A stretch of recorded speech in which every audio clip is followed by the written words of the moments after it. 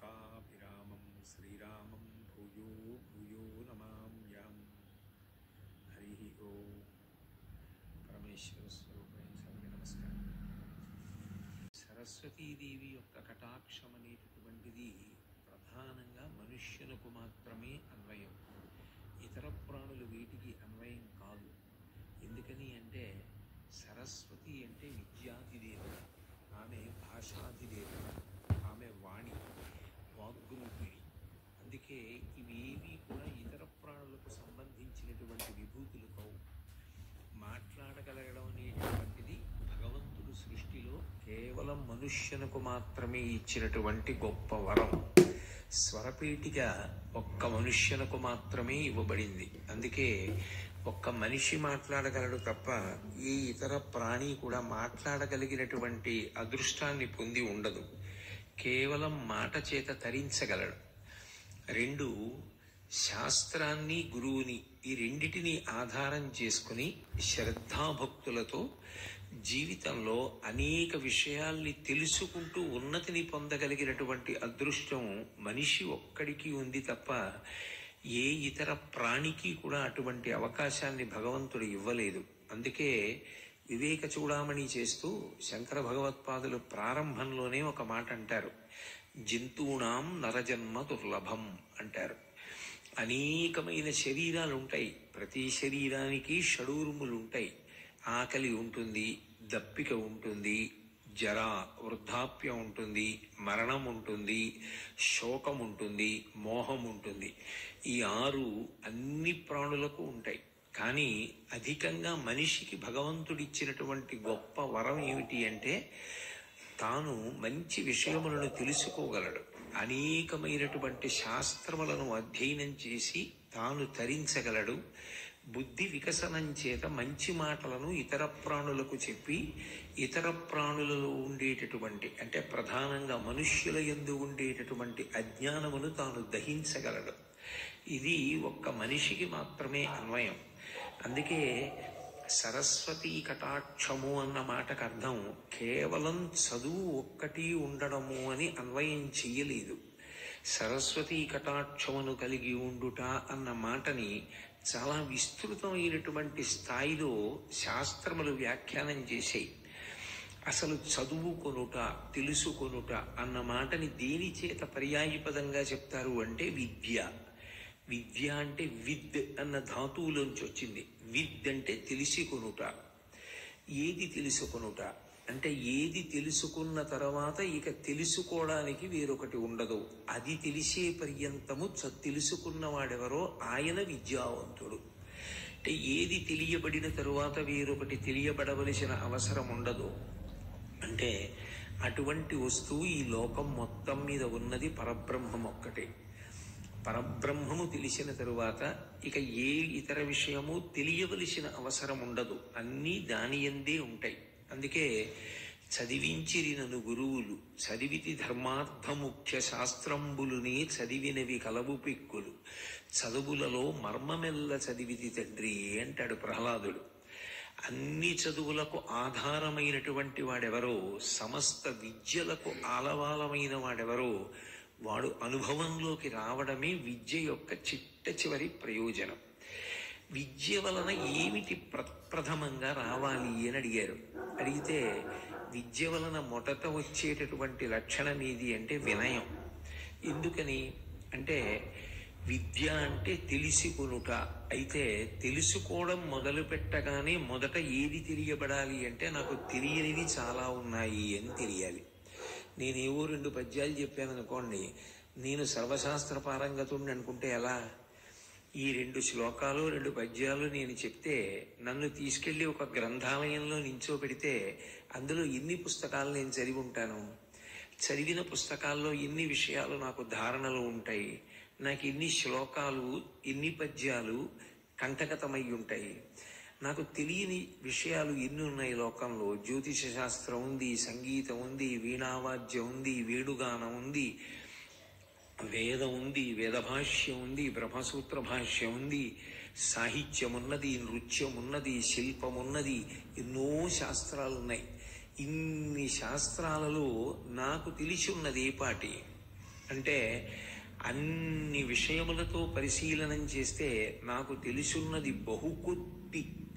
ఇంత తక్కువ నాకు తెలిసి నేను తెలుసుకోవలసినది చాలా ఉన్నది అని అన్నప్పుడు నేను తెలుసుకోవలసిన విషయాల్ని రచించిన మహానుభావులే ఉన్నారు. నేను కేవలం అందులో ఓ పద్యం చెప్పాను అనుకోండి, పోతన గారి భాగవతంలోంచి ఓ పద్యం చెప్పాను అనుకోండి, ఒక పద్యం చెప్పే నేను ఇంత బాగా చెప్పాను అనుకుంటే మరి 12 స్కంధములను ఆంధ్రీకరించినటువంటి పోతన గారు ఏమనాలి?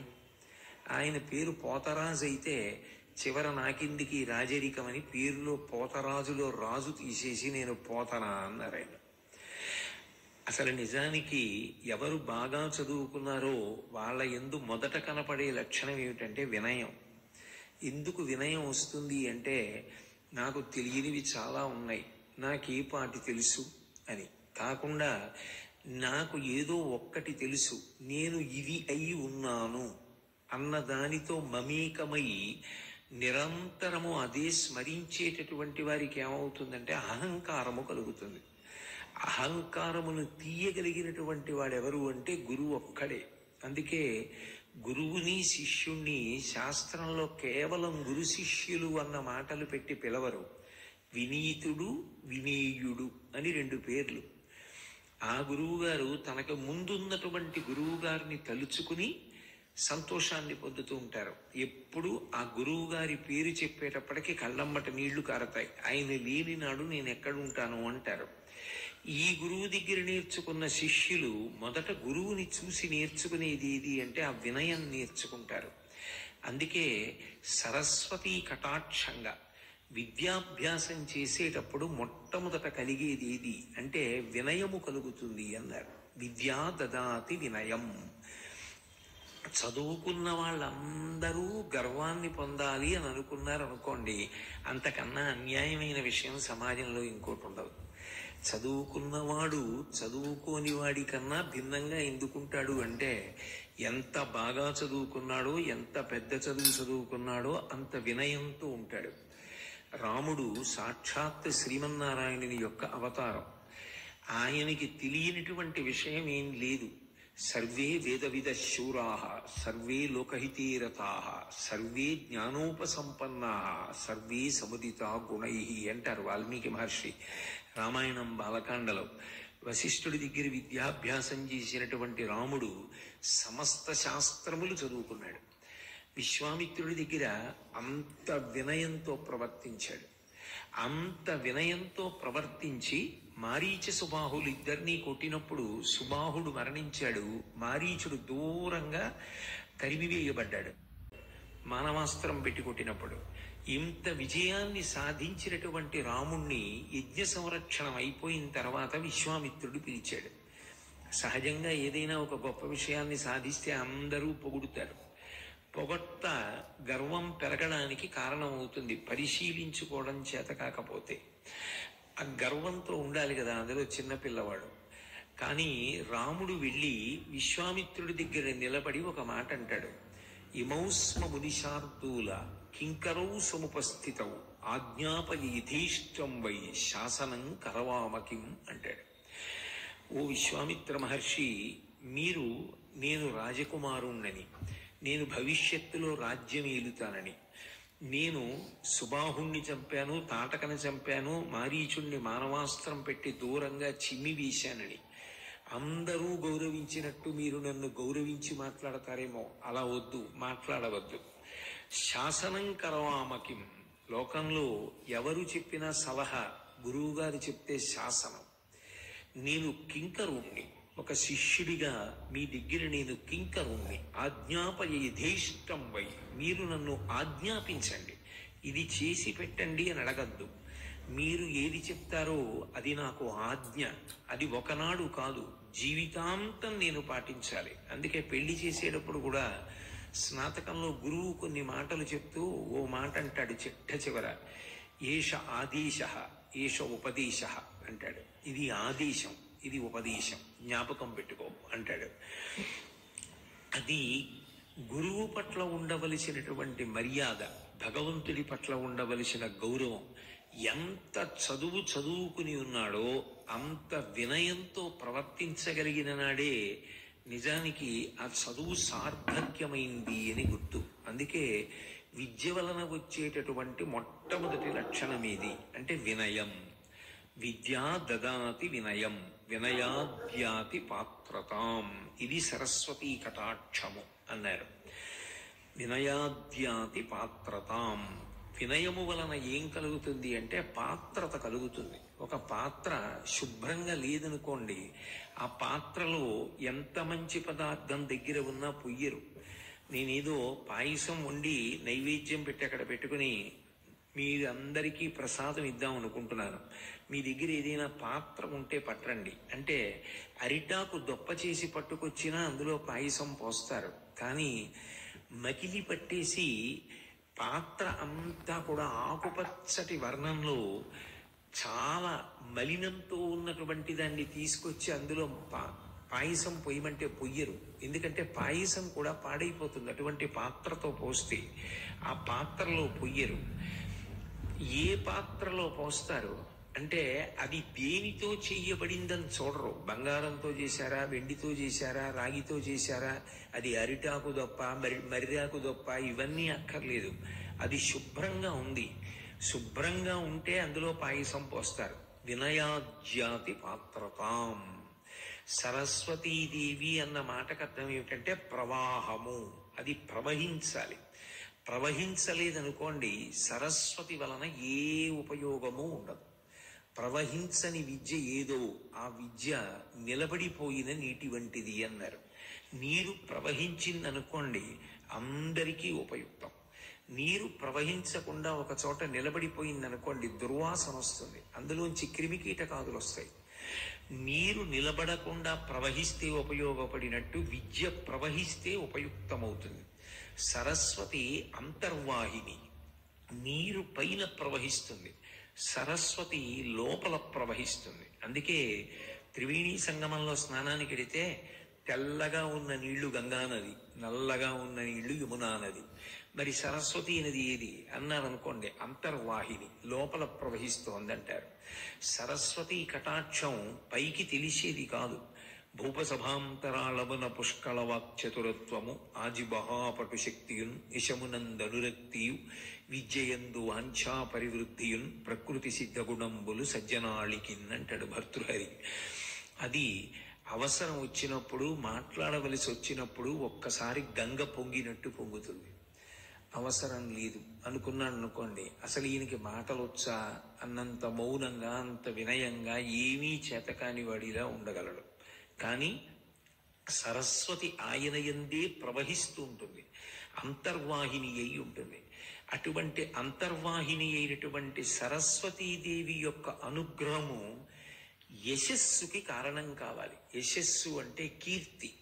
కీర్తి ఎవడు పొందాడో వాడు పరదేవతానుగ్రహాన్ని పొందాడు అని గుర్తు. అందుకే మీరు సరస్వతి అష్టోత్తరం చదవండి, లక్ష్మీ అష్టోత్తరం చదవండి, పార్వతీదేవి అష్టోత్తరం చదవండి, అమ్మవారి నామాలన్నింటిలో మీకు ఒక నామం తప్పకుండా కనపడుతుంది, యశస్విని అని. యశస్విని అంటే కీర్తినిచ్చున్నది.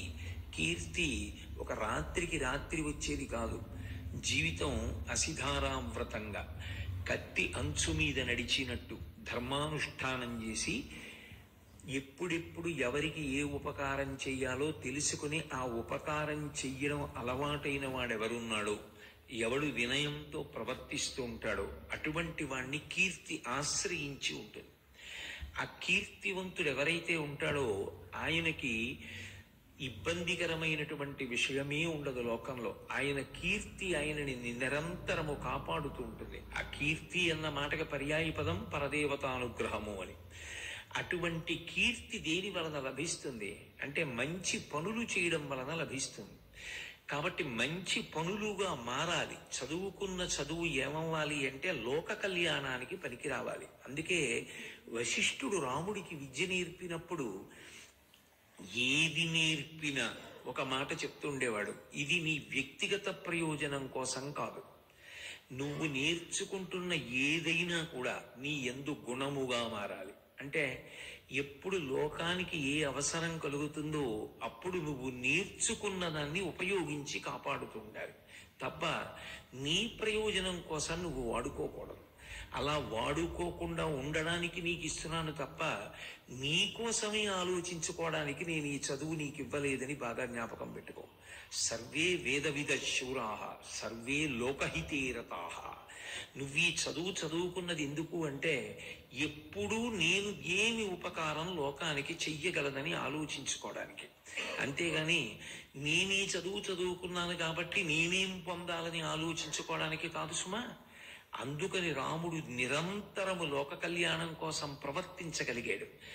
చదువుకోవడం ఒకెత్తు. ఒక ఆయన గొప్ప వైద్యుడయ్యాడు, చాలా మంచిదే, చాలా గొప్ప విషయం. వైద్యుడు అవడం అంత చిన్న విషయం ఏం కాదు, చాలా చాలా గొప్ప విషయం. కానీ వైద్యుడవడం వేరు, రూపాయి కాసు కనపడితే తప్ప నేను వైద్యం చెయ్యను అనడం వేరు. వైద్యుడైన వాడు పరమేశ్వరుడితో సమానం. ఎందుకని అంటే చిట్ట చివరికి వైద్యుణ్ణి నమ్మి తన స్పృహని కోల్పోవడానికి ఒప్పుకుంటాడు వ్యక్తి. ఆయన ఎవరో తెలియదు, ఏదో ఒంట్లో బాగుండదు, ఎక్కడికో తీసుకెడతారు. ఈ శస్త్రచికిత్స చేస్తే ఆయనకి తగ్గుతుందండి అంటారు. ఎవరు శస్త్రచికిత్స చేస్తారు? ఆయన ఏం చదువుకున్నారు, ఎక్కడ చదువుకున్నారు, ఇంతకు ముందు ఎన్ని చేశారు, ఎన్ని విజయవంతమయ్యాయి, ఇవేం అడగరు. పడుకుంటే మత్తు ఇచ్చేస్తే మత్తులోకి జారిపోయే ముందు ఆకుపచ్చటి బట్టలు వేసుకుని చేతులకి ఆ తొడుగులు తొడుక్కొని శస్త్రచికిత్స చేసేటటువంటి వైద్యుడు కనపడితే తన శరీరాన్ని చిట్ట చివరికి గుండెని కోసేయడానికి కూడా అనుమతించి ఈశ్వరుడు నిలబడి ఉన్నాడు, ఆయన నన్ను కాపాడతాడని నమ్మి రెండు చేతులెత్తి నమస్కరించి స్పృహ తప్పిపోతాడు రోగి. అంటే అంత నమ్మకం ఎలా కలిగింది అంటే అది ఈశ్వరుడిగానే భావించారంతే, ఎవరో తెలియదు. తన భార్య బిడ్డలు అందరూ బయట కూర్చున్నారు. ఆయన తనని బ్రతికిస్తాడన్న నమ్మకంతో ఒళ్ళు కోసేయమని అప్పచెప్పేశాడు. అంటే ఆ చదువుకున్న చదువు అతని కర్తవ్యాన్ని ఎంత బాగా జ్ఞాపకం చేస్తూ ఉండాలి. చదువుకోవడం వేరు. సమాజంలో నేను వైద్యుడనయ్యాను అంటే నాకు ఇంత కర్తవ్యత నిష్ట ఉంది, వ్యక్తిగత సుఖాలు నాకు పోయినా నేను ఇలా బ్రతకగలుగుతున్నాను, ఇంతకన్నా నా జీవితానికి అదృష్టం ఏముంది. ఎక్కడెక్కడ ఎవరెవరు నన్ను తలుచుకుని మా ఇంట దీపం పెట్టిన మహానుభావుడని నా గురించి చెప్పుకుంటూ ఉంటారు. కాబట్టి వ్యక్తిగత సుఖం పోయినా, ఒక రాత్రి నిద్ర పోయినా, ఒక రోజు భోజనం మానవలసి వచ్చినా నేను చెయ్యడం గొప్ప అని చెయ్యడానికి ఆతృత పొందినవాడెవడో వాడు ఆ చదువు చేత సార్థక్యాన్ని పొందాడు. కాకుండా కేవలం చదువు కష్టపడి ప్రభుత్వం చెప్పించేస్తే, కష్టపడి ఆచార్యులు చెప్పేస్తే, ఉపాధ్యాయులు చెప్పేస్తే చదువుకుని వైద్యుడి ఆ వైద్యాన్ని కేవలం స్వప్రయోజనం కోసమే వాడతానంటే అప్పుడు అది ప్రమాదకరం అవుతుంది. అది సరస్వతీ కటాక్షము అనడానికి వీలు కుదరదంది శాస్త్రం. ఎందుకనంటే లోకహితము లేదు, స్వార్థమునకు మాత్రమే ఉపయోగపడింది. తపస్సు చేసి గొప్ప గొప్ప శక్తులు పొంది ఇంద్ర పదవి మొదలైనవి మాత్రమే కోరుకుని లోకహితం అక్కర్లేని వాళ్ళు రాక్షసులు అని పిలిపించుకుంటే, బాగా చదువుకుని లోకహితం అక్కర్లేకుండా నేను బాగుంటే చాలనుకుంటే అది సరస్వతీ కటాక్షం అనిపించుకోదు. అందుకే కేవలము విద్యయందు గొప్ప పరిణితి పొందడం ఒక్కటే సరస్వతీ కటాక్షమని శాస్త్రములు మాట్లాడలేదు. మీరు నన్ను అడిగినప్పుడు నేను ఉన్నది ఉన్నట్లు మాట్లాడాలి తప్ప ఇంకొకలా మాట్లాడడం నాకు చేత కాదు. కాబట్టి సర్వే లోకహితే రతాః, లోకహితం కోసం తాను ఎంత చదువుకున్నాడో ఆ చదువుని పణం పెట్టగలగాలి. ఆయన ఎంతో కష్టపడి శాస్త్రం నేర్చుకున్నాడు. అదేం అకస్మాత్తుగా వచ్చింది కాదు. గురువుల పాదములు పట్టి ఎన్నో పుస్తకాలు చదివి ఎన్నో విషయాలు నేర్చుకున్నాడు. కానీ గురువుగారు మీరు చెప్పండి అని వచ్చి పాదములు పట్టుకున్నంత మాత్రం చేత చెప్పకుండా ఉండలేక చెప్పగలగాలి. మేఘం ఎక్కడో సముద్రంలో ఉన్నటువంటి ఉప్పు నీరు తాగుతుంది. నిరాధారమైనటువంటి ఆకాశంలో ప్రయాణించి వచ్చి తీయటి నీటిగా మార్చి వర్షించేస్తుంది. నాకెవ్వరూ లేచి కృతజ్ఞత చెప్పలేదని అడగదు. ఇచ్చేయడమే తన కర్తవ్యం అన్నట్టుగా ఇచ్చేసి వచ్చినప్పుడు బరువుగా ఇచ్చేసిన తర్వాత తేలికైపోయి దూది పింజలా తెల్లమబ్బు ఆకాశంలో వేగంగా వెళ్ళిపోతుంది. ఎక్కడెక్కడో గడ్డి తిని ఎక్కడెక్కడో నీళ్లు తాగి పాలగా మార్చిన ఆవు పొదుగులో ఉన్న శిరవలను పట్టుకుని చప్పరించి పొదుగులో గుద్దినంత మాత్రం చేత దూడకి పాలు వదిలిపెడుతుంది. ఆ పాలు యజమాని పిండేసుకుంటే అయ్యయ్యో పిండేసుకున్నాడని అదేం బాధపడదు. మిగిలిన పాలే దూడకిచ్చి తృప్తి పొందేస్తుంది తప్ప నేను ఇవ్వను పాలని వెనక్కి తీయదు. ఒకసారి వదలడం వచ్చు తప్ప వెనక్కి తీసుకోవడం ఆవుకి రాదు. కురియడం వచ్చు తప్ప కురియకుండా వెళ్ళిపోవడం నల్లమబ్బుకి రాదు. లోకంలో నీకు ఏ విభూతి ఉన్నదో ఆ విభూతి ద్వారా 10 మందికి ఉపయోగపడగలిగితే అది విద్యా దదాతి వినయం వినయాజ్యాతి పాత్రతాం పాత్రత్వాత్ ధనమాప్నోతి. ఆ పాత్రతని సంతరించుకోవాలి కానీ ధనమునకు లోటు లేదు అన్నారు. ధనము అన్న మాటకి శాస్త్రంలో అర్థం కేవలం డబ్బు కాదు. డబ్బు అనేటటువంటిది మనం సృష్టించినది. లోకంలో ఒక కాగితం, ఆ కాగితానికి 100 రూపాయలు విలువ ఉన్నది, ఈ కాగితానికి 50 రూపాయల విలువ ఉన్నది అన్నది మనిషి సృష్టి. కానీ భగవంతుడు కరెన్సీ నోటిని సృష్టించలేదు, ఆయన ఇవన్నీ పుట్టించలేదు. అలా అయితే దాని వలనే సుఖము అనుకుంటే మనిషి కాని మిగిలిన ప్రాణులు కరెన్సీ నోట్ల వల్లే బతుకుతున్నాయా? లేదుగా. ధనమేది అంటే ధనమగ్నిర్ధనం వాయుర్ధనం సూర్యో ధనం వసు ధనమింద్రో బృహస్పతి వరుణం ధనమశ్నుతే అంది శ్రీ సూక్తం. సూర్యుడు ఎలా ప్రకాశించాలో అలాగే ప్రకాశించడం ధనం. ఆయన విపరీతమైన వేడితో ఉన్నాడనుకోండి, ఒక్క 10 రోజులు ఎంత ప్రాణ నష్టం జరిగిపోతుంది, ఎంత ఉపద్రవం వస్తుంది. అగ్నిగా ఉందనుకోండి, ఎంత వేడి ఒంట్లో ఉండాలో అంత వేడి ఉంటే సుఖం ధనం. ఒక్క 2 డిగ్రీలు పెరిగింది జ్వరం, మంచం మీద పడుకుంటాడు. 2 డిగ్రీలు తగ్గింది, వైద్యశాలకు వెళ్ళిపోవాలి. అరికాళ్ళు అరిచేతులు రుద్దుతారు వేడెక్కాలని. నీరు ఎంత ఉండాలో అంత ఉండడం సుఖం. వరదలు వచ్చాయి దుఃఖం, ప్రాణి నష్టం. గాలి ఎంత ఉండాలో అంత వీస్తే సుఖం, అది ప్రభంజనమైతే విరిగిపోతాయి అన్ని, దుఃఖం. ఇవన్నీ ధనమే అంది శాస్త్రంలో. ధనము అన్న మాటకు అర్థం కేవలం కాగితములకు ఇవ్వబడినటువంటి విలువ కాదు. అది కాలంలో ఒకనాడు కరెన్సీ అన్నది ప్రారంభమైంది, కానీ దానికి ముందది లేదు. లేనప్పుడు ప్రాణులన్నీ బతకలేదా? ఈ ధనంతో సంబంధం లేని ప్రాణులు బతకట్లేదా? బతుకుతున్నాయి.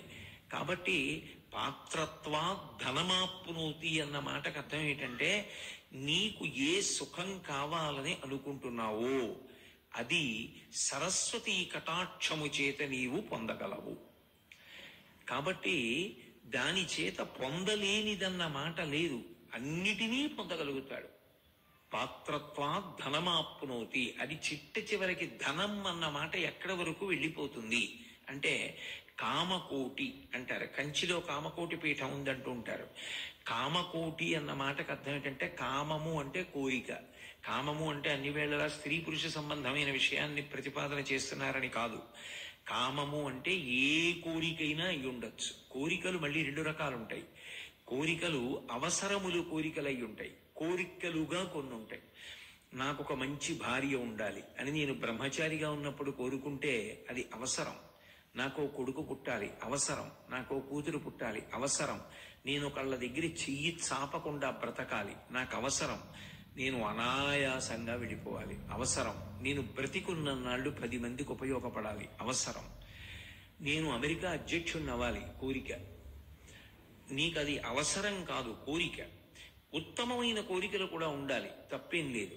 అవసరాలు ఎలా ఉంటాయో అలా మంచి కోరికలు కూడా ఉండాలి. నేను బాగా చదువుకోవాలి, నేను 12 స్కందాల భాగవతం జీవితంలో ఒక్కసారైనా చదవాలి, పోతన గారి పద్యాలు కనీసం 25 పద్యాలైనా నాకు కంటకతమై ఉండాలి, శంకరాచార్యుల వారి స్తోత్రాల్లో 2-3 అయినా నాకు రావాలి. అసలు శంకరులు ప్రతిపాదించినటువంటి అద్వైత వేదాంతానికి సంబంధించిన వ్యాఖ్యాన గ్రంథాలు 1-2 అయినా నేను చదవాలి. మహాత్ముల జీవిత చరిత్రలు పరిశీలించాలి, ఒక 10 దేవాలయాలు చూడాలి, ఈ భూమి మీద ఉన్న అద్భుతమైన ప్రదేశాలు కొన్ని చూడాలి. అవన్నీ తప్పేం లేదు, అవన్నీ కోరికలై ఉండొచ్చు. ఆ కోరికలు పాడు చేసే కోరికలు ఏం కావు, అవి ఉండవలసిందే. అది మనిషి సంస్కారం పెరగడానికి హేతువులవుతాయి. ధనము అన్న మాటకు అర్థం ఏమిటంటే ఇవన్నీ కూడా కామకోటి, ఈ కోరికలన్నీ తీర్చగలదు సరస్వతి యొక్క కటాక్షము చేత. కామకోటి అంటే ఈ కోరికలకి చిట్ట చివరి హద్దేది అంటే మోక్షం. ఇక నేను అసలు ఈ శరీరంలోకి రాకూడదు, వచ్చేసాను కాబట్టి ఇది నాకు చిట్ట చివరి శరీరం కావాలి, ఆఖరిసారి చనిపోవాలి. ఇక చనిపోవడం అన్న మాట ఇప్పుడు మళ్ళీ పుడితే ఇక నేను ఈ జనన మరణ చక్రం నుంచి విడుదల పొందాలి, ఇక నేను రాకూడదు, ఈశ్వరుని యందు ఐక్యం అయిపోవాలి, అది మోక్షం.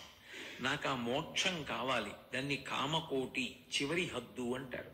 అందుకే సరస్వతీ కటాక్షమనకు ప్రారంభం ఎక్కడా అని ఒక పెద్ద ప్రశ్న, దాని మీద ఒక పెద్ద చర్చ చేశారు శాస్త్రంలో. అది ఎక్కడ ప్రారంభమవుతుంది అంటే బుద్ధి వికసనం అనేటటువంటిది సరస్వతి యందున్న ప్రధాన లక్షణం. అందుకే తామర పువ్వులో కూర్చుంటుంది ఆవిడ.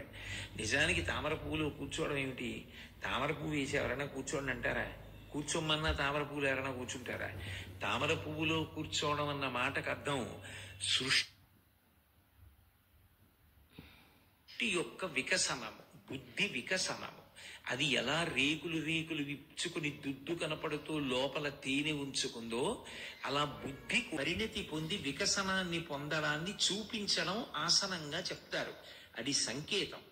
కాబట్టి ఆమె పద్మమునందు కూర్చుని ఉన్నది అంటే ఆమె బుద్ధినిస్తుంది. బుద్ధి అంటే కేవలంగా ఏదో నిర్ణయం చేయడం ఒక్కటి కాదు, బుద్ధి యందు 7 పొరలను ఇవ్వగలిగినటువంటి శక్తి ఎవరో ఆమె సరస్వతి. అందుకు చిన్న పిల్లల దగ్గర నుంచి అందరినీ సరస్వతి పూజ చెయ్యండి అంటూ ఉంటారు. సరస్వతికి నమస్కరించండి అంటారు. సరస్వతీదేవికి నమస్కారం, సరస్వతీదేవికి పూజ మనిషిగా పుట్టిన ప్రతివారు చేస్తారు. ఎందుకు చేస్తారు అంటే కారణం ఆమె 7టిని అనుగ్రహిస్తూ ఉంటుంది. అవి మెట్లు, సోపానములు, ఒకదాని తర్వాత ఒకటి ఎక్కుతాడు. అందులో మొదటి మెట్టెక్కినటువంటి వాణ్ణి శ్రౌతి అని పిలుస్తారు. శ్రౌతి అన్న మాటకి ఏమిటంటే విశిష్టమైనది, ఇది గుర్తుపట్టగలిగిన ప్రజ్ఞ ఉంటుంది. లోకంలో పుట్టుకతో ఎవ్వరూ ఏమీ చెప్పకుండా ఎవరికి ఇష్టమైనవి వాళ్ళకు ఉంటాయి. కానీ అందులో ప్రధానంగా ఇష్టమైనది ఏమై ఉంటుంది? సుఖపెట్టేవేవో అవన్నీ ఇష్టమవుతాయి. పిల్లలకి మొట్టమొదట ఇష్టమైంది ఏమిటి అంటే ఉయ్యాల. ఊయలలో పడుకోబెట్టారనుకోండి వాళ్ళకి ఎంతో ఇష్టం, ఎందుకంటే ఊగుతుంటే బాగుంటుంది కాబట్టి. అంటే శరీరానికి, మనసుకి, ఇంద్రియాలకి సంతోషం ఇచ్చేదేదో అదే నిజానికి ప్రీతిపాత్రమైంది. కానీ తండ్రి తల్లి చెప్తారు, కాదు అసలు నీ జీవితాన్ని గట్టెక్కించేవాడు, నీకు విద్యనిచ్చేవాడు, మనిషిగా పుట్టినందుకు నీ జన్మ సార్థక్యం ఇవ్వగలిగినవాడు ఎవరో తెలుసా? గురువు. ఆ గురువుని గౌరవించాలి. భగవంతుడి సేవ వేరు, అది పెద్దవాడు అయ్యాక చేద్దుగానివి. గురు శుశ్రూష నేర్చుకో. గురు శుశ్రూష స్థాన శుశ్రూష, దేహ శుశ్రూష, ఆత్మ శుశ్రూష అని 3గా ఉంటాయి. గురువు యందు ఎంత గౌరవాన్ని చూపిస్తారంటే గురువు చాలా గొప్పవాడు అని శిష్యుడికి అర్థం అవుతుంది. ఎందుకు గొప్పవాడు అంటే ఈ గురువు గారు శరీరంతో ఉండకపోతే గురువు గారికి వచ్చిన నష్టం ఏమీ లేదు. ఎందుకని? గురువుకి తెలుసు ఈ శరీరము నేను కాదు, ఇది ఒకనాడు పడిపోతుంది, ఇది ఉండేది కాదు, కానీ ఆత్మ నేను అని ఆయనకి తెలుసు. కానీ గురువు గారికి శరీరం లేకుండా గురువుగారి శరీరం పడిపోతే నష్టం శిష్యులు. ఎవరి దగ్గరికి ఎడతారు అర్థం కానప్పుడు? ఎవరు మాట్లాడతారు? ఎవరు చెప్తారు? సరైన మార్గం ఎవరు చూపిస్తారు? దేశికుడు అంటారు. దిశ ఎవరు చూపిస్తారు? చెప్పేవాడు ఉండడు. చెప్పేవాడు లేకపోతే అసలు ఏది నిజం తెలుసుకోవడానికి 10 జన్మలు కూడా సరిపోవు. అందుకే గురువు శరీరంతో ఉంటే ఎవరికి భాగ్యం? శిష్యులకు భాగ్యం. గురువు గారు శరీరంతో ఉండాలి అని మొట్టమొదట కోరుకుంటాడు.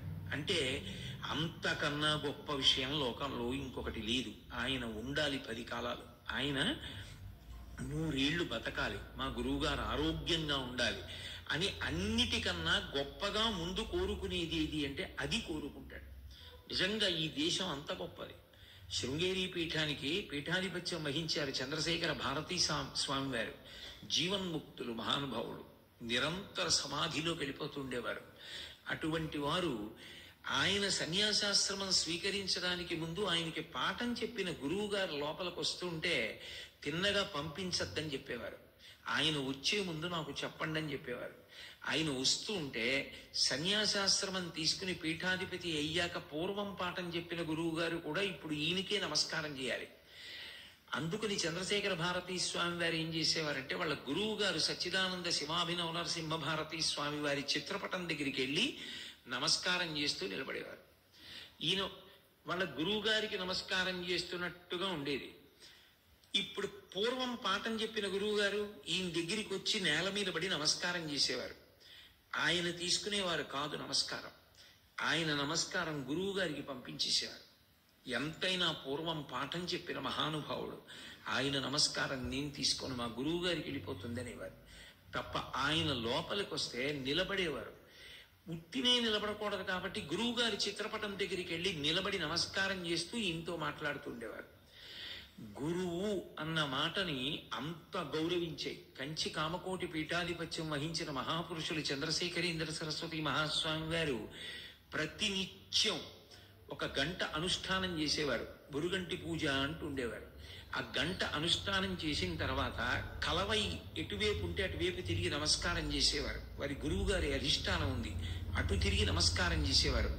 చిట్ట చివర ఆఖరి ఊపిరి వదిలిపెట్టేసే ముందు కూడా అమ్మగారి చిత్రపటం తెప్పించి కళ్ళకద్దుకున్నారు. ఆ సమయంలో తీసుకెడుతున్నారు చిత్రపటం, పిలిచి కళ్ళకద్దుకున్నారు. నాకు ఆఖరిసారి శరీరం ఇచ్చిన తల్లి, నాకు ఆఖరి జన్మ అయ్యేట్టుగా జ్ఞానం ఇచ్చిన గురువు కలవే వంక తిరిగి నమస్కారం చేసి శరీరం వదిలిపెట్టేశారు. అంటే గురువు అన్న మాటకి అంత పట్టాభిషేకం చేస్తుంది ఈ దేశం. సర్వేపల్లి రాధాకృష్ణన్ గారు మైసూరు విశ్వవిద్యాలయం నుంచి కలకత్తా విశ్వవిద్యాలయానికి ఉపాధ్యక్షుడిగా వెళ్ళిపోతుంటే శిష్యులు ఆయన ఇంటికి వెళ్ళి మీరు కారులో వెళ్ళడానికి వీల్లేదని బండెక్కించుకుని బండి వాళ్ళు లాగుతూ రైల్వే స్టేషన్కి తీసుకెళ్లారు. చదువుకున్న విద్యార్థులు గురువు వలన ఎంత ప్రభావితులవుతారో చూసిన రాధాకృష్ణన్ గారు తన పుట్టినరోజును ఉపాధ్యాయ దినోత్సవంగా చెయ్యమని నిర్ణయించారు. రాధాకృష్ణన్ గారి జీవిత చరిత్ర చదివితే గురువు వలన ఎంత ప్రభావితుడవుతాడో శిష్యుడు అర్థం అవుతుంది. నిజానికి ఆయన్ని దొంగలు కొట్టి నూతిలో పారేస్తే సమయం అయిపోయింది పరీక్షకి. ఆయన రాలేదని, బాగా చదువుతాడని గురువు గారు కట్టేశారు. ఆయన కట్టవలసిన పరీక్ష రుసుము.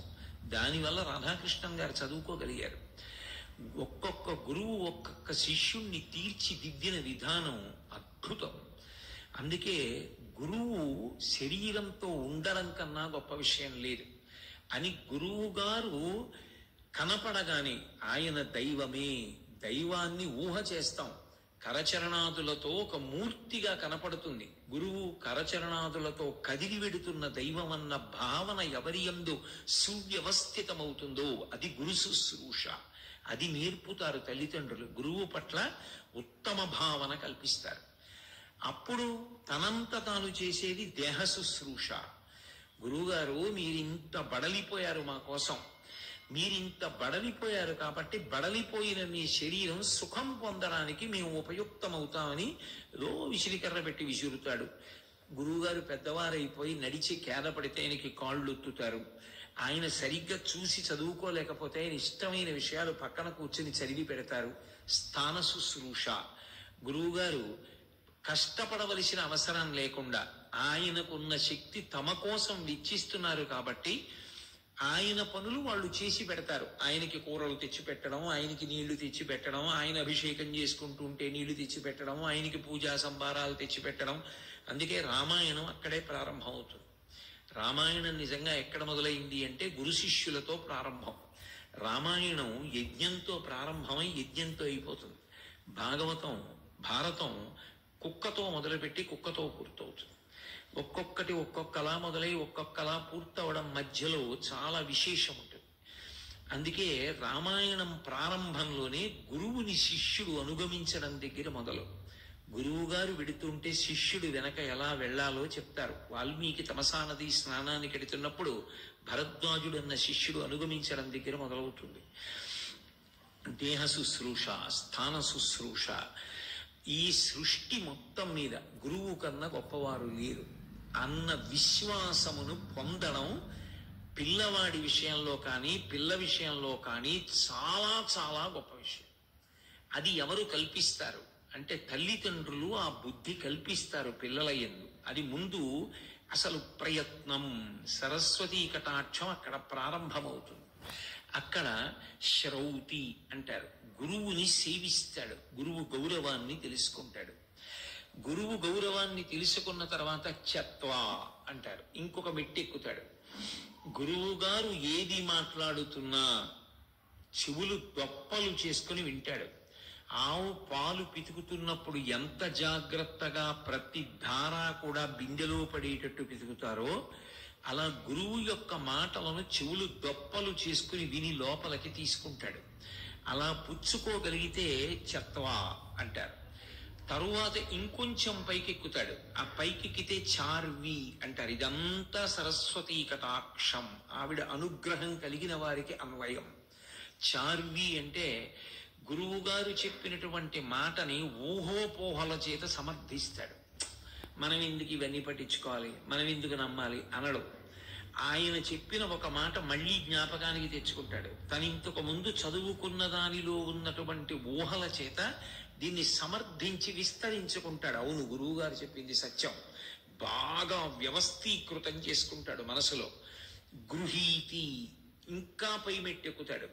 గృహీతి స్థాయిలో ఏమవుతాడు అంటే గురువు గారు చెప్పినది ఏదుందో దాంట్లో ఉన్నటువంటి సారభూతమైనటువంటి విషయాన్ని మనసులో బాగా పెట్టుకునే ప్రయత్నం చేసి జీర్ణం చేసుకుంటాడు. గురువుగారు ఒక విషయం చెప్పడానికి అనేక విషయాలు మాట్లాడుతూ ఉంటారు. ప్రధాన సారాంశాన్ని అందులోంచి తీసుకుని లోపలికి తీసుకుంటాడు. తర్వాతి స్థాయిలో ఇంకా పైకెక్కుతాడు. మేధ అంటారు. మేధ అంటే ఎప్పుడూ 25 సంవత్సరాల క్రితం గురువు గారు చెప్పినటువంటి సారభూతమైన విషయం కూడా విస్మృతి పొందకుండా బుద్ధి ఎందు నిక్షేపించి ఉంచుతాడు. జ్ఞాపకము మర్చిపోడు. ఎప్పుడు కావాలంటే అప్పుడు అది జ్ఞాపకానికి వస్తుంది. అలా జ్ఞాపకం ఉండడం సరస్వతీ కటాక్షం. అది మేధ. పండ, మేధ తర్వాత ప్రతిభ.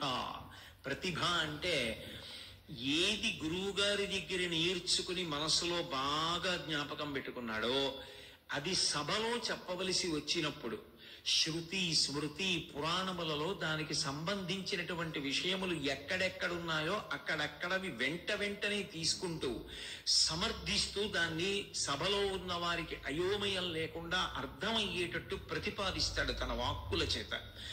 అలా ప్రతిపాదించగలగడాన్ని ప్రతిభ అంటారు. కామకోటి, చిట్ట చివరి హద్దు ఏదంటే పండా. పండా అన్న మాటకు అర్థం పరతత్వాన్ని అర్థం చేసుకుంటాడు. పరతత్వము అర్థమవుతుంది. అర్థమవడము అన్న మాటకి పరమార్థం ఏమిటి అంటే తానైపోవడం. నేను మంచినీళ్లు తాగాను అనుకోండి, ఆ మంచినీళ్లు నేనైపోతాయి. నేను అన్నం తిన్నాను అనుకోండి, మధ్యాహ్నం నేను అన్నం తిన్నాను, ఇప్పుడు ఆ అన్నం నా నుంచి వేరుగా ఉంటది. ఆ అన్నం నేనైపోతాను. నేను చదువుకున్నాను అనుకోండి, ఆ చదువు నేనైపోవాలి. భగవంతుడు అర్థమయ్యాడన్న మాటకు అర్థం ఏంటంటే భగవంతుడు తానైపోతాడు, జీవన్ముక్తుడయ్యాడు అంటారు. శరీరం వదిలిపెట్టే వరకు జీవన్ముక్తుడు, వదిలిపెట్టిన తరువాత విదేహముక్తి పొందాడు అంటారు. అప్పుడు ఆ శరీరాన్ని భూమిలో పెట్టి పైన తులసి చెట్టు పెడితే బృందావనం అంటారు, శివలింగం పెడితే అధిష్టానం అంటారు. ఆ స్థితి చిట్ట చివర పండా భగవంతుని యందు ఐక్యమవుతాడు, మోక్షాన్ని పొందుతాడు. ఇది ప్రవాహం. ఈ ప్రవాహం కింద వెళ్ళడం ఏదుందో అది సరస్వతి కటాక్షం ఉంటే తప్ప సాధ్యమయ్యే విషయం కాదు. కటాక్షము అన్న మాటకు అర్థం ఏంటంటే ఈ చివరి నుంచి చూస్తే కటాక్షం అంటారు, ఇలా చూస్తే దీర్ఘదృష్టి చూపు. ఇలా చూసిన చూపుకి పెద్ద విశేషమేం ఉండదు, ఏదో చూడాలి కాబట్టి చూడడం, దానికి ఏం పెద్ద పట్టింపు ఉండదు. లోపల ఏదో విషయం ఉంటుంది. ఇప్పుడు నేనేదో ప్రవచనం చేస్తూ ఇలా చూస్తున్నాను అనుకోండి, నేను ఎవరి గురించి ప్రత్యేకంగా చూడను. లోపల ఏది మాట్లాడాలో దాని మీద బుద్ధి నిలబడాలి తప్ప ఎవరిని చూస్తున్నామో వాళ్ళ మీద నిలబడితే ప్రవచనం ఎలా నడుస్తుంది? కానీ నాకు చాలా ప్రీతి ఉందనుకోండి, ఆ ప్రీతి ఉన్న వస్తువుని పక్కన పెట్టుకుని ఇలా చూసుకుంటూ ఉంటాను. ఇలా కడగంట కంటి చివర చూస్తే కటాక్షం అంటారు. కటాక్షం అంటే ప్రత్యేక దృష్టి. కంటి చివరి నుంచి ఇలా చూస్తే కటాక్షం అంటారు. అంటే సరస్వతీదేవి అలా ఎవరిని చూసిందో వాడు ఈ 7 సోపానములను ఎక్కుతాడు. ఎక్కి చివరికి కామకోటి, వాడు ఈశ్వరుని యందు ఐక్యమవుతాడు. ఆ మోక్ష స్థితి వరకు వెడతాడు. అది విద్యా దదాతి వినయం, వినయాజ్యాతి పాత్రతాం, పాత్రత్వాత్ ధనమాప్నోతి, ధనాత్ ధర్మం. ఆ ధనము వలన ధర్మాన్ని అనుష్ఠిస్తాడు. ధర్మము అన్న మాటకు అర్థం ఏది చెయ్యాలని శాస్త్రములు చెప్పాయో అది చెయ్యడం, ఏది చెయ్యకూడదని చెప్పాయో అది చెయ్యకుండా ఉండడం. లోకంలో చెయ్యండి అని చెప్పిన పని చేయడం చాలా తేలికే. మీ అందరూ రేపొక్కరోజు తెల్లవారుజామున 4 గంటలకి లేవండి. ఆశ్వీజ మాసంలో పౌర్ణమి చాలా చాలా గొప్పది. రేపటి రోజు కనపడేటటువంటి చంద్రబింబం చాలా గొప్ప చంద్రబింబం. రాకాహిమకరహ అంటారు ముఖశంకర్లు. కాబట్టి ఓసారి చంద్రబింబాన్ని చూడండి. మీకు వీలైతే గోశాలకి వెళ్ళండి, లేదా ఆవుని చూడండి. భీష్ముడంతటి వాడు అనుశాసనిక పర్వంలో చెప్పాడు అని నేను అన్నాను అనుకోండి, మీరు అది చెయ్యొచ్చు. కానీ మీరు 4 గంటలకి లేచి స్నానం చేసేటప్పుడు మాత్రం మీకు కోతి జ్ఞాపకానికి రాకూడదు అని నేను అన్నాను అనుకోండి, అదే జ్ఞాపకానికి వస్తుంది. విహిత కర్మ తేలిక, ఇది చెయ్యండి అంటే చెయ్యడం కొంత తేలిక. ఏది చెయ్యవద్దు అన్నానో అది చెయ్యకుండా ఉండడం చాలా కష్టం. విహిత కర్మను ఆచరిస్తూ నిషిద్ధ కర్మను భంజిస్తే అది ధర్మం. ధ్రియతేవా జనైరితి ధర్మం. తెలిసినది ధర్మం కాదు, ఏది ఆచరించాడో అది ధర్మం. ఎన్నో తెలుసు, 10 తలకాయలతో తెలుసు రావణాసురుడికి. ఏ తలకాయ నిలబడింది? రాముడిది ఒకటే తలకాయ. తెలిసున్నదంతా అనుష్ఠించాడు. తెలిసిండి ఆచరించే తలకాయ ముందు తెలిసిండి ఆచరించని 10 తలకాయలు తెగిపోయాయి. అంటే ఆచరించడం ప్రధానం. ఆచరణ లేకుండా ఎన్ని విన్నా, ఎన్ని చదువుకున్నా, ఎన్ని నేర్చుకున్నా ప్రయోజనం శూన్యం. యజ్జాచరతి శ్రేష్ఠ. అందుకే ధర్మానికి ప్రమాణాల్లో ఎవడు ఆచరిస్తాడో వాడిని ఒక ప్రమాణంగా తీసుకుంటాడు. ఆ ధర్మాచరణమునకు నీకు వచ్చినటువంటి ధనము కారణము కావాలి. కాబట్టి ఆ ధనము చేత ధర్మము వలన తతత్సుఖం. ఎప్పుడు ఏ సుఖం కావాలో ఆ సుఖాన్ని ఈశ్వరుడు ఇచ్చేస్తాడు. ఒక్కొక్క వయసులో ఒక్కొక్క సుఖం కావాలి. బ్రహ్మచారి, గురువు గారి మీద గొప్ప భక్తి, అదే సుఖం. గృహస్థు, మంచి ధర్మపత్ని, ఉత్తమమైన సంతానం, హాయిగా జీవించగలగడం, ఒకరి దగ్గర చేయి చాపకపోవడం సుఖం. ఒక వయసు వచ్చిన తరువాత వైరాగ్యం సుఖం. ఇంకా ఇంత వయసు వచ్చినా ఇంకా ఏదో పట్టుకుని ఎంతకాలం వేలాడతావు? వదిలిపెట్టడం సుఖం. అందుకే పట్టు విడుపు అంటారు. వారసులకు అప్పచెప్పేస్తారు. ఒకప్పుడు నీ పెళ్లి కొడుకు, అప్పుడు నీ పీటల మీద కూర్చున్నాడు. ఆ తర్వాత మా అబ్బాయి పెళ్లి కొడుకు, వాడు కూర్చున్నాడు. ఇప్పుడు నాకు మనవడు ఉన్నాడు, రేపు వాడు పెళ్లి కొడుకు అవుతాడు, వాడు కూర్చుంటాడు. అంతేగాని నేను వాడు మేము పక్కన కూర్చుంటానరా అనకూడదు. వాడు పెళ్లి కొడుకు, వాడు కూర్చుంటాడు. ఒక్కొక్కప్పుడు పెళ్లి కొడుకుగా చెప్పులు వేసుకున్నావు, అది వదిలేసావు, అయిపోయింది అంతే. ఇప్పుడు తాతవైపోయావు, వదిలిపెట్టేసేయాలి. ఏది పట్టుకోవాలో అది పట్టుకోవాలి, ఏది వదిలిపెట్టాలో అది వదిలిపెట్టాలి. ఇంకా ఎప్పుడు నేనే పట్టుకు తిరుగుతాను, నేనే పట్టుకు వేలాడతానంటే ఎప్పటికీ పండవు. పండావని గుర్తేమిటి? వదిలేస్తుందే పండు. పండు పట్టుకోదు, కాయ పట్టుకోవాలి. కాయగా వదలకూడదు, పండుగా పట్టుకోకూడదు. అది తెలియడం వివేకం. కాబట్టి తతస్సుఖం. ఆ ధర్మాచరణము వలన ఏమవుతుంది అంటే సుఖం కలుగుతుంది. ఎప్పుడు ఎలా ఉండాలో అలా ఉంటే ఏమవుతుంది? సుఖమే కలుగుతుంది. నువ్వు అన్నింటికీ కదిలిపోకుండా నువ్వు ప్రశాంతంగా ఉండగలిగితే శాంతి. ఆ శాంతి కన్నా సుఖం ఏముంటుంది లోకంలో? నువ్వు ప్రశాంతంగా ఉండగలిగితే అంతకన్నా సుఖం లేదు. కనపడ్డ ప్రతివాడి వల్ల నువ్వు ప్రభావితుడిని అయిపోయి ఊగిపోతానంటే అసలు శాంతి ఉండదు. ఎందుకంటే తెల్లారి లేచిన దగ్గర నుంచి ఎవరో ఒకడు కనపడుతుంటాడు, ఏదో ఒకటి చేస్తూనే ఉంటాడు. ప్రతివాడి విషయానికి నువ్వు ఊగిపోతే వాడు బానే ఉంటాడు, చేసిన వాడు చేసింది సమర్థించుకుంటాడు, నీవేమైపోతావు? నీ శాంతి ఏమైపోతుంది? శాంతి సుఖం. శాంతము లేక సౌఖ్యము లేదు సారసదల నయన అంటారు త్యాగరాజస్వామి. కాబట్టి ఎప్పుడు ఏది పొందాలో, ఏది పట్టుకోవాలో, ఏది వదిలిపెట్టాలో తెలిసిపోతుంది. అలా పట్టుకుంటాడు, అలా వదిలేస్తాడు. అందుకే పండిపోయాడు అంటారు. అక్కడ వరకు తీసుకెళ్ళగలిగినది ఇది అంటే అది సరస్వతీ కటాక్షం. ఆ సరస్వతీ కటాక్షం పై స్థాయికి వెళ్ళిపోయినప్పుడు ఏం చేస్తుంది అంటే తాను పండడం ఒక్కటే కాదు, తాను పండిపోవడం కాకుండా 10 మంది పండడానికి తాను కారణమవుతాడు. అప్పుడు వాగ్దేవిగా అనుగ్రహిస్తుంది. ఇవి సరస్వతీ కటాక్షంలో ఒకదానికన్నా ఒకటి పై మెట్లు అంటారు. అసలు ఆవిడ అనుగ్రహం ఉందనుకోండి, అప్పుడు గురువుని గౌరవించడం అక్కడ మొదలవుతుంది జీవితం. అసలు సరస్వతీ కటాక్షమే లేదనుకోండి, ఇప్పుడు శంకరాచార్యులు వారు శివానందలహరి చేస్తూ ఒక మాట అంటారు, వటుర్వా గేహీవా ఇతిరిపి జటీవా తదితరో నరో వా యక్కశ్చిద్భవతు భవకింతీన భవతి ఇదీయం మృత్పద్మం యది భవదీనం పశుపతే తదీయస్త్వం శంభో భవసి భవపారంచమాసి నరత్వం దేవత్వం నగవన మృగత్వం వశకతా పశుత్వం కీటత్వం భవతు విహగత్వాదిజననం సదా త్వత్పాదాబ్జ స్మరణ పరమానందలహరీ విహారాసక్తం చేద్రూతయమిహకింతేన వపుష అంటారు. ఏ శరీరం అయితే ఉంది, ఒకటి పాము అయి వచ్చింది, శివుణ్ణి సేవించింది, సాలెపురుగు సేవించింది, ఒక ఏనుగు సేవించింది, శ్రీకాళహస్తి అయింది, ఒక కొండ సేవించింది, భద్రాచలం అయింది. మనిషి పుట్టాడు, అసలు భగవత్ స్పర్శే లేదు. ఎందుకు ఏమిటి మనిషి పుడితే మాత్రం ఏమిటి ఉపయోగం అంటే సరస్వతి కటాక్షము కలిగి ఉండుట అన్న మాటకు అర్థం ఏమిటంటే అసలు ముందు తన గురించి తాను తెలుసుకుంటా. ఇది ఒక గొప్ప అద్భుతమైన ఉపకరణం. 84 లక్షల జీవరాశులలో వేరొక దానికి లేదు. ఈ ఒక్కదానితోనే ఓ గుడికెడతావు, ఓ ప్రదక్షిణం చేస్తావు, ఓ నమస్కారం చేస్తావు. దీన్నే పెట్టుబడిగా పెట్టి విజయం సాధిస్తావు. వ్యాపారం చేసేవాడు ముందు తను పెట్టుబడి పెడతాడు. నేనేం పెట్టను మీరు పెట్టండి అంటే ఎవడు నమ్మడం.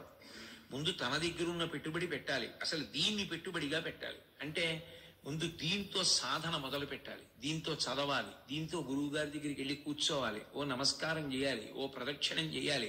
అసలు ఇదే కష్టం పడకూడదు, ఇది ఎప్పుడూ సుఖంగా ఉండాలి, ఇంటి పట్టును కూర్చోవాలి. అంటే ఎందుకు వస్తుంది సరస్వతీ కటాక్షం రమ్మంటే? రాదు. అందుకే సరస్వతీ కటాక్షము అన్న మాటకు అర్థం ముందు తన శరీరము గురించి, తన జన్మ గురించి తనకి విలువ తెలిసి ఉండుట. నరజన్మ అంత గొప్పది. దేవతలు ఉన్నారనుకోండి, వాళ్ళు చాలా గొప్ప వాళ్ళలా కనిపిస్తారు, కానీ వాళ్ళ విషయంలో ఒక ఇబ్బంది ఉంది. వాళ్ళకి పుణ్యం తరిగిపోగానే వాళ్ళని మళ్ళీ భూమి మీదకి తోసేస్తారు. క్షీణే పుణ్యే మర్త్యలోకం విశంతి. కొత్త పుణ్యం చేయడానికి దేవతలకు అవకాశం ఉండదు. దేవతలు పుణ్యకార్యాలు, నోములు, వ్రతాలు ఇవన్నీ చేయరు. దేవతలకి కుదరదు. దేవతా శరీరాల్లో కొత్తవి చెయ్యరు. పుణ్యం అయిపోతే కిందకి తోసేస్తారు. అందుకని దేవతా పదవులు మన జీవితం కన్నా గొప్పవి కావు. తిరియక్కులు, భూమికి అడ్డంగా వెన్నుపా ఉండేటట్టుగా పుట్టి అడ్డంగా పెరిగేటటువంటి ప్రాణులు. శాస్త్రాన్ని చదువుకో, బుద్ధి ఉండదు, గురువు గారిని ఆశ్రయించవు, ఉత్తమ కర్మలు చెయ్యలేవు, ఎదగలేవు. మనిషి ఉత్తమ కర్మలు చేసి పుణ్యం కావాలనుకుంటే దేవత కావచ్చు. నాకు పుణ్యం వద్దు, పాపం వద్దు, జ్ఞానం కావాలనుకుంటే పాత్రతను పొంది జ్ఞానము వలన ఇక పుట్టవలసిన అవసరం లేని పునరావృత్తి రహిత శాశ్వత శివ సాయుధ్య స్థితి స్వరూపమైన మోక్షాన్ని పొందవచ్చు. నా ఇష్టం వచ్చినట్టు నేను బతుకుతాను, నాకు శాస్త్రం అక్కర్లేదు, గురువు అక్కర్లేదు, ఏ విషయం అక్కర్లేదని చెప్పి కేవలం భోగాల కోసం బతుకుతానన్నవాడు పాపములను చేసి చివరికి మళ్ళీ కొన్ని కోట్ల జన్మలు తిరియక్కు కావచ్చు. అంటే ఏ జంతువు అయి పుట్టచ్చు. అంటే ఇప్పుడు 3 మార్గములలో వెళ్ళగలిగిన వాడు, శరీరాన్ని పోగొట్టుకోగలిగిన వాడు, దేవతలుగా మారగలిగిన వాడు, తిరియక్కు కాగలిగిన వాడు, 3 కాగలిగిన వాడు నరుడు ఒక్కడే. అంటే అసలు ముందు వీధిలో విషయాలు వదిలిపెట్టి నీ శరీరం గురించి, నీ జన్మ గురించి నీకేం అర్థమైంది అక్కడ మొదలు. అది సరస్వతీ కటాక్షం నుంచి నీకు తెలిసి నువ్వు సాధన చేయడం ఒకెత్తైతే, సరస్వతీదేవి ఒక్కొక్కరిని ఒక్కొక్క రూపంలో అనుగ్రహిస్తుంది. వైదిక సరస్వతి, వేదముల చేత ప్రతిపాదింపబడిన సరస్వతీ స్వరూపం అన్ని వేళలా వీణ పట్టుకోదు. వేదముల చేత ప్రతిపాదింపబడిన సరస్వతీ స్వరూపం అన్ని వేళలా తెల్లటి బట్టలు కట్టుకోదు. ఒక్కొక్కసారి తెల్ల బట్ట కట్టుకుని అనుగ్రహిస్తుంది, కొందరి విషయంలో ఎర్ర బట్ట కట్టుకుని అనుగ్రహిస్తుంది. శంకరాచార్యులు వారే సౌందర్యలహరి చేస్తూ ఈ 2 రూపాల గురించి మాట్లాడతారు. వారు మహాపురుషులు, వారికి తెలియని విషయం ఏముంటుంది. శరజ్యోత్స్నా శుద్ధాం శశియుత జటాజూటమకుటాం వరత్రాసత్రాణ స్ఫటిక గుటికా పుస్తకరాం సకృన్నత్వా నత్వా కథమివ సతాం సన్నిధదతే మధుక్షీరద్రాక్షా మధురి మధురీణా పణితయ అంటారు. సరస్వతీ కటాక్షంలో ఉండేటటువంటి చాలా గొప్ప విషయం ఏమిటి అంటే శరజ్యోత్స్నా శుద్ధాం. ఆ తల్లి కొంతమందిని అనుగ్రహించినప్పుడు తెల్లటి బట్టలతో అనుగ్రహిస్తారు. తెల్లటి బట్టలతో అన్న మాట ఎందుకు అంటే, ఏమండి తెల్ల బట్ట కట్టుకోకుండా పచ్చబట్ట కట్టుకుని అనుగ్రహించకూడదా అంటే, తెలుపు సంకేతం. మనకి ఆధ్యాత్మిక శాస్త్రంలో సంకేతపరంగా మాట్లాడతారు. అర్థం అవ్వడానికి దాన్ని రూపంగా తీసుకొస్తారు. ఒక స్థాయి దాటిన తర్వాత ఇక రూపంతో సంబంధం ఉండదు, దాని చేత ప్రతిపాదింపబడిన తత్వంతో సంబంధం ఉంటుంది. తెల్లటి బట్ట రెండింటికి సంకేతం. ఒకటి స్వచ్ఛతకు సంకేతం, రెండు పవిత్రతకు సంకేతం. తెల్లగా ఉన్నది అంటే ఏ మరక లేదు, మచ్చ లేదు, స్వచ్ఛత, పవిత్రత అన్న మాటకు అర్థం ఏంటంటే తెలుపు అన్నిటినీ వదిలిపెట్టేస్తుంది, తెలుపు ఏది పుచ్చుకోదు. అందుకే తెలుపు నలుపు రెండు రంగులు కావు. అంటే సాధారణ పరిభాషలో రంగులు అంటాం కానీ ఆధ్యాత్మికంగా మాట్లాడినప్పుడు తెలుపుని నలుపుని రంగులుగా చెప్పరు. ఎందుకు చెప్పరు అంటే, తెలుపు అన్నిటినీ వదిలిపెట్టేస్తే తెలుపు, అన్నిటినీ తీసుకుంటే నలుపు. అందుకే నారాయణుడు నలుపు, శంకరుడు తెలుపు, ఈ రెండు రంగులు కావు, అంటే శాశ్వతములని గుర్తు. తెలుపు అన్నిటినీ వదిలిపెట్టేస్తుంది, తనలోకి ఏది పుచ్చుకోదు. అందుకు కదా వేసవికాలం ఎండ ఎక్కువగా ఉంటే తెల్లటి బట్టలు వేసుకుంటారు, చల్లగా ఉంటుంది, అన్ని బయటకు వదిలేస్తుంది కాబట్టి, వేడినంతటిని బయటకు వదిలేస్తుంది. తెలుపు పవిత్రతకి గుర్తు. తనకి అని దాచుకుందామన్న తాపత్రయం ఏం లేదు. త్యాగేనైకే అమృతత్వమావసహు, 10 మంది సంతోషించాలని కోరుకుంటుంటాడు. ఎప్పుడూ కూడా తన దగ్గర ఏది ఉన్నదో, అన్నిటికన్నా అమూల్యమైనది ఏది ఉన్నదో దాన్ని దాచుకుంటాడు ఎవడైనా. నా దగ్గర చాలా అమూల్యమైన వస్తువు ఉందనుకోండి, మా ఇంట్లో అదే ఎక్కువ జాగ్రత్తగా దాస్తాం. చీపురు కట్టు ఉందనుకోండి, వీధిలో పెడతారు. మా ఇంట్లో వజ్రం ఉంటే, అదృష్టం లేదనుకోండి, వజ్రం ఉంటే అదే ఇంట్లో అన్ని గదుల్లోకి బాగా లోపలికి ఏ గది ఉందో ఆ గదిలో మూల ఏదుందో, ఆ మూల ఓ పేటిక ఏదుందో, ఆ పేటిక లోపల పేటిక ఏదుందో అది తీసి అందులో భరిణె పెట్టి, భరిణెలో ఇది పెట్టి, చేతికి ఎదురుగుండా కనపడకుండా మూలకి పెట్టి, పేటిక మూసి, ఆ తాళాలు ఇంకో మూల పెట్టి, మళ్ళీ పైనున్న పెట్టికి తలుపులేసి, దానికి తాళాలేసి, మళ్ళీ తాళాలు దాచి. ఎందుకు అంటే లోపల ఉన్న వజ్రం కోసం. అపూర్వమైనదేదో అది బాగా దాస్తారు. సరస్వతీ కటాక్షంలో ఏది అపూర్వమైనది తనకుందో అది 10 మందికి పంచిపెట్టేస్తాడు. అప్పుడు ఏం చేశాడు? వదిలిపెట్టేశాడు, దాచుకోలేదు. త్యాగేనైకే అమృతత్వమావసహు. అప్పుడు ఆవిడ తెల్ల బట్ట కట్టుకుని అనుగ్రహించింది అన్న మాటకు అర్థం ఏమిటంటే, ఆమె ఆ తత్వాన్ని ఆయన యందు ప్రవేశపెట్టింది అని గుర్తు. అప్పుడు ఆవిడ ఏం చేస్తుంది అంటే, శరజ్యోత్స్న శుద్ధాం. శరజ్యోత్స్న అంటే ఇదిగో ఇప్పుడు శరత్కాలం, ఇప్పుడు రేపటి రోజున పౌర్ణమి, రేపు ఉండేటటువంటి చంద్రుడు అపారమైనటువంటి కాంతితోటి, అంత తెలుపు రంగుతోటి ఉంటాడు అంటారు. అంత గొప్ప పౌర్ణమి ఇంకొకటి ఉండదు అని. కార్తీక పౌర్ణమి ఒకటి, శరత్కాల పౌర్ణమి ఒకటి, ఈ రెండే. రేపటి పౌర్ణమిని అంత గొప్పగా కీర్తిస్తారు. శరజ్యోత్స్న శుద్ధాం. శరత్కాల పౌర్ణమి నాటి చంద్రబింబం ఎలా ఉంటుందో అంత తెల్లటి కాంతితో ఉంటుందట సరస్వతీదేవి. శశియుత జటాజూట మకుటాం. ఆవిడ జుత్తు ఇలా కిందకి విరబోసుకుని ఉండదు. ఆ సరస్వతి కొప్పు కట్టుకుని ఉంటుంది, పైకి కట్టుకుంటుంది. వెనక్కి కబరీబంధం కాదు, కొప్పు వేసుకుంటుంది పైకి. అందులోకి శిశియుత చంద్రవంక ఉంటుంది. శుక్లపక్షంలో ఉంచేటటువంటి తదియనాటి చంద్రరేఖ ఏది ఉంటుందో ఆ చంద్రరేఖని పెట్టుకుంటుంది. అది ఎక్కడది? శివుడు పెట్టుకుంటాడు. శివుడి జటాజూటంలో ఉంటుంది. కొంచెం బాగా అర్థం అవడానికి ఈ ఆధ్యాత్మికత విషయంలో ఒక మాట అంటారు. శివుడి చెల్లెలు సరస్వతి, విష్ణువు చెల్లెలు పార్వతి, బ్రహ్మగారి చెల్లెలు లక్ష్మి. అందుకే బ్రహ్మగారు సరస్వతి ఎరుపు, నారాయణుడు నారాయణి, విష్ణువు పార్వతి నలుపు, శంకరుడు సరస్వతి తెలుపు. అన్నా చెల్లెళ్ళ కింద చెప్తారు. ఎందుకు చెప్తారు అంటే గుర్తు పెట్టుకోవడానికి, తత్వం గుర్తు పెట్టుకోవడానికి, వాళ్ళ బంధుత్వాలు గుర్తెట్టుకోవడానికి కాదు. అప్పుడు శంకరుడికి సరస్వతి ఏమైంది, లేకపోతే శంకరుడికి పార్వతి ఏమైంది, పార్వతికి విష్ణు, ఇవన్నీ గుర్తెట్టుకోమని కాదు, తత్వం గుర్తెట్టుకోమని. శంకరుడు జ్ఞానదాత మహేశ్వర, జ్ఞానం ఇస్తాడు. అందుకే దక్షిణామూర్తిగా కూర్చుంటాడు, మౌనంతో ఇచ్చేస్తాడు. మౌన వ్యాఖ్య ప్రకటిత పరబ్రహ్మతత్వం యువానం వర్షిష్టాం తైవ సదృశిగణైరావృతం బ్రహ్మనిష్టై ఆచార్యేంద్రం కరకలిత చిన్ముద్రమానందరూపం స్వాత్మారామం ముదితవదనం దక్షిణామూర్తిమీడే. కేవలం ఇలా చిన్ముద్ర పట్టి సనకసనందనాథులకు జ్ఞానం ఇచ్చాడు. సరస్వతీదేవి జ్ఞానం ఇస్తుంది. అందుకే ఆవిడ కూడా కొప్పులో చంద్రవంక పెట్టుకుని ఉంటుంది.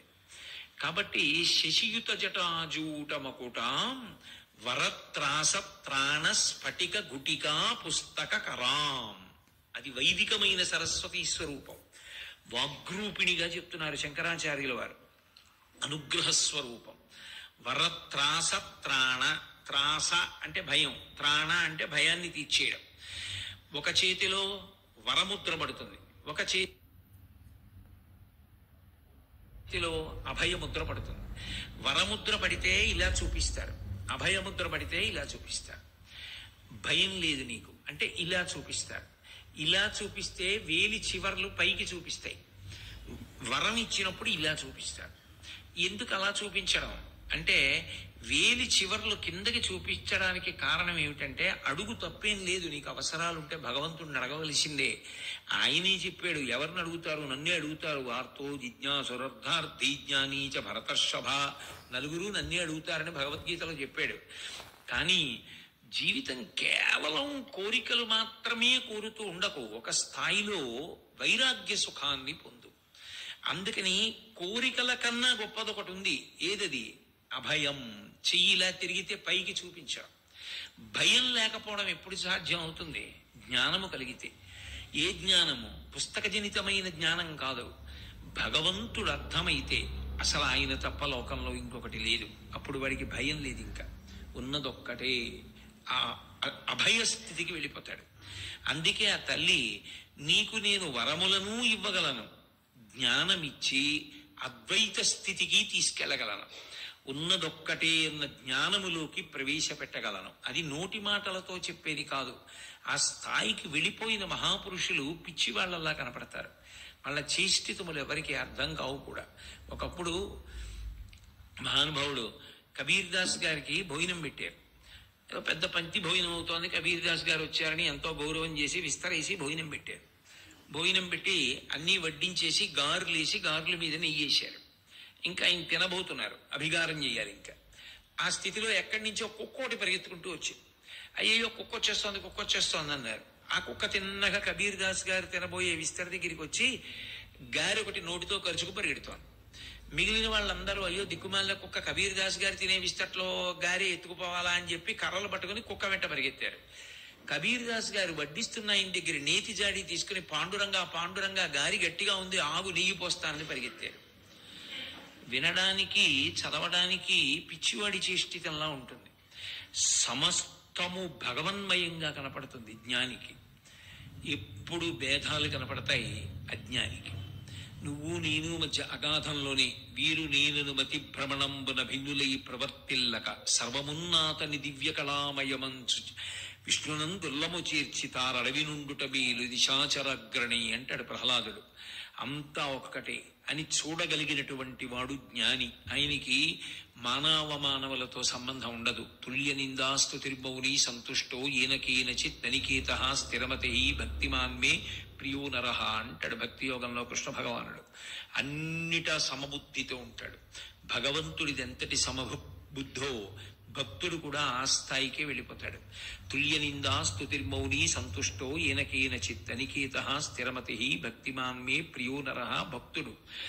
వృషద్విచిత్రతల్పయోర్భుజంగముక్తికస్రజో గరిష్టరత్నలుష్టయో సుహృద్విపక్షపక్షయో తృణారవింద చక్షుషో ప్రజామహీమహీంద్రయో సమప్రవర్తయన్మన కదా సదాశివం భజి అంటాడు. భగవంతుడంతే, అందరి పట్ల సముడు. ఈ స్థితికి వెళ్ళిపోయినటువంటి వాడెవరో ఆయన జ్ఞాని.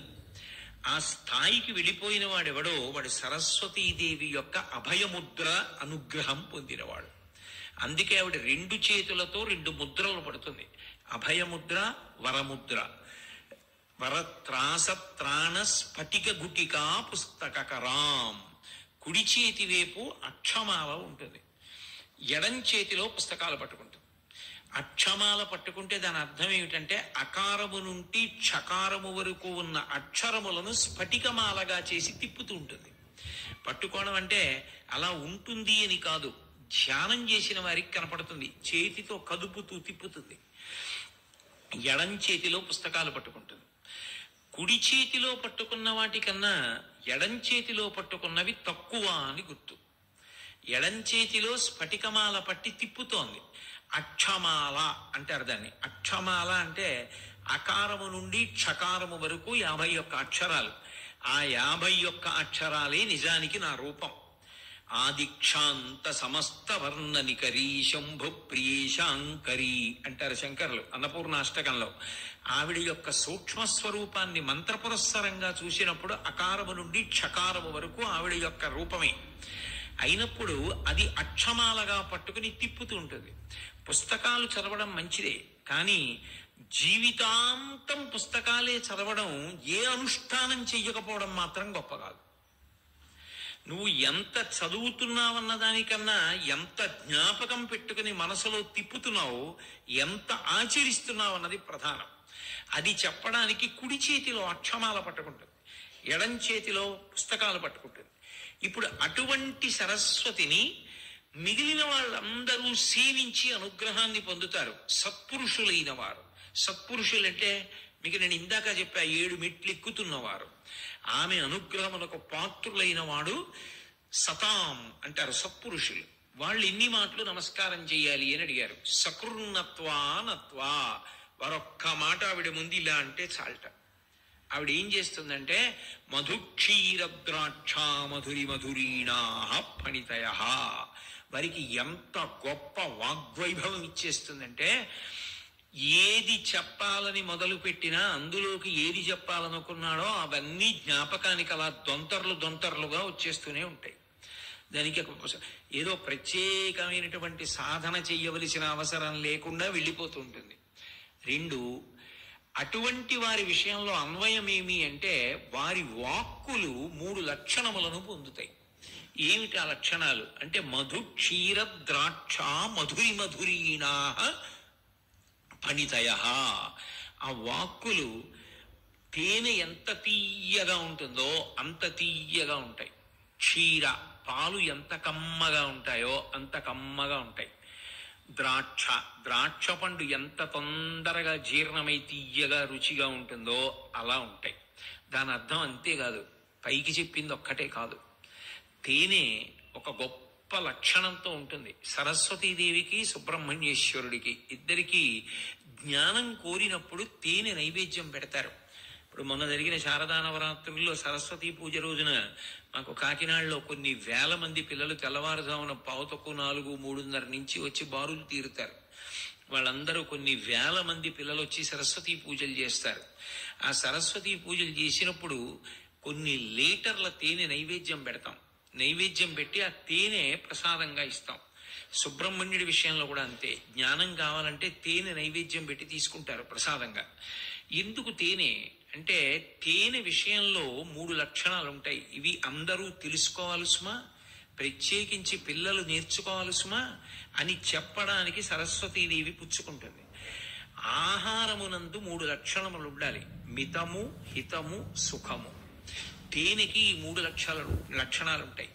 తేనె కన్నా రుచికరమైనది లోకంలో ఇంకొకటి ఉండదు. తేనె పచనం చేయరు, అంటే అగ్నిహోత్రం మీద వండరు, పువ్వుల్లోంచి తీస్తుంది తేనెటీగ.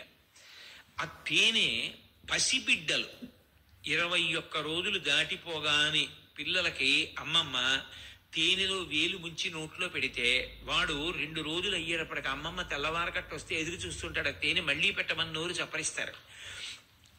పసిపిల్లల దగ్గర నుంచి సన్యాసుల వరకు పుచ్చుకుంటారు. వృద్ధులు కూడా తేనె పుచ్చుకుంటారు. తేనె వేడి చేస్తే చలవ చేస్తుంది, చలవ చేస్తే వేడి చేస్తుంది. అంత రుచిగా ఉంది కదా అని తేనె ఎక్కువ పుచ్చుకున్నారనుకోండి మత్తు వస్తుంది. తేనె ఆరోగ్యాన్ని పాడు చేస్తుంది, ఎక్కువ పుచ్చుకోకూడదు. మితము, తక్కువ పుచ్చుకోవాలి. హితము, అది పుచ్చుకుంటే హితం కలుగుతుంది. సుఖము, దానంత తేలిగ్గా పుచ్చుకోగలిగిన ఆహారం లేదు. నువ్వు ఏది పుచ్చుకున్నా తినడం అన్న విషయంలో పిల్లలు నేర్చుకుని తీరవలసిన విషయాన్ని సరస్వతీదేవి చెప్తూ ఉంటుంది. ఎందుకని? చదువు కానీ, అనుష్ఠానం కానీ, సాధన కానీ దీంతో చేయాలి. ఈ శరీరం ఉంటే పిల్లలు మొదట నేర్చుకోవలసినది ఇది. అంటే సుఖమైన ఆహారము తిను. సుఖము అంటే బాగా సంతోషంగా ఉండాలి తినేటప్పుడు. బాగా నువ్వు సంతోషంగా తినడానికి వీలైనది ఎక్కడి నుంచి వస్తుంది అంటే అమ్మ చేత్తో వండిన పదార్థం కన్నా సుఖమైనది ఈ లోకమునందు ఇంకొకటి ఉండదు. బిడ్డకేది సుఖమో అమ్మకే తెలుసు. హితము, అమ్మ వండిన దానికన్నా హితంగా ఏది ఉండదు. హితము అన్న మాటలో రుచి ప్రధానము కాదు. ఒక వస్తువు సృష్టిలో నిలవ ఉండుట అన్నది కొంతకాలమే పరిమితం.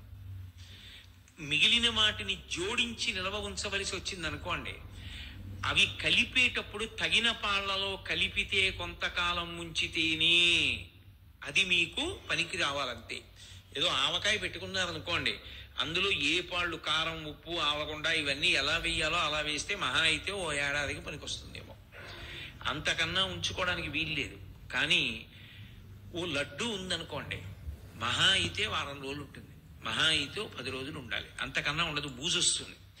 6 నెలలు నిలవ ఉంచి పెడతానంటే పాడవదు. అంటే మీరు ప్రకృతి నియమాన్ని దాటారు. ప్రకృతి నియమాన్ని దాటాలి అంటే దాన్ని అలా ఉంచాలంటే మీరు ఎన్ని రసాయనాలు వాడి ఉండాలి? అన్ని రసాయనాలు వాడిన పదార్థం, అన్ని రసాయనాలతో ఉండిపోయిన పదార్థం గాలి తగలకుండా ఉండిపోయింది, విషతుల్యము కాకుండా ఎలా ఉంటుంది? అప్పుడు అది పుచ్చుకుంటే సుఖమేమో, హితము మాత్రం కాదు. అంటే బహుశः సరస్వతీదేవి కన్నా పిల్లల్ని అక్కర్లేని తిళ్ల కోసం వెళ్ళకండని చెప్పి ఆవిడ ఇంకొకటి తెలియదు. ఆవిడ తేనె తీసుకుంటుంది అన్న మాటలో అర్థం అది. అందుకు పిల్లలకి తేనె ప్రసాదంగా ఇస్తారు. ఆహారం తీసుకునేటప్పుడు మౌనంగా తీసుకో. 10 మందితో మాట్లాడుతూ తీసుకోకూడదు.